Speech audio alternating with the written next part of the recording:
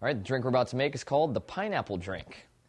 Go ahead and take a glass and fill it with ice. We're going to take some pineapple chunks here, about 7 chunks or so. Go ahead and put those in there. And we're going to measure out 1.5 ounces of light rum. There's 1.5.